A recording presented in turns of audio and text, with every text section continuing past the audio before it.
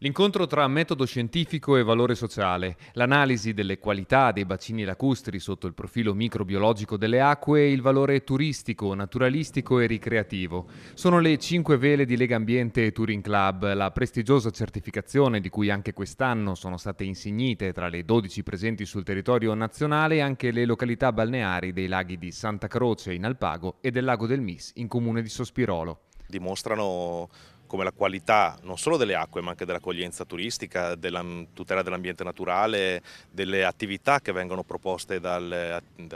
aziende turistiche del territorio rispondono a criteri di sostenibilità ambientale e di accoglienza attenta al territorio, a valorizzare quello che è un ambiente sano, confermato anche nella sua qualità delle acque dalla campagna di Goletta dei Laghi. Da ARPAV il monitoraggio a cadenza mensile della qualità dei bacini in prossimità delle aree di balneazione ha rilevato valori ben al di sotto dei limiti previsti per legge, una gestione virtuosa e orientata al turismo sostenibile che fa scuola alle altre località del Veneto. È una crescita turistica che secondo noi deve essere un esempio per le altre località lacustri della regione del Veneto che possono guardare a questi luoghi come un esempio da seguire, da imitare e da tutelare, perché poi dobbiamo tutelare un tipo di turismo che sia sempre sobrio e capace di inserirsi nell'ambiente naturale senza rovinarlo, senza calpestarlo. Fondamentale rinnovare l'impegno nella tutela e valorizzazione degli ambienti naturali in un territorio alle prese con la sfida continua dell'adattamento agli eventi meteorologici legati al cambiamento climatico. Abbiamo qualche criticità sui fiumi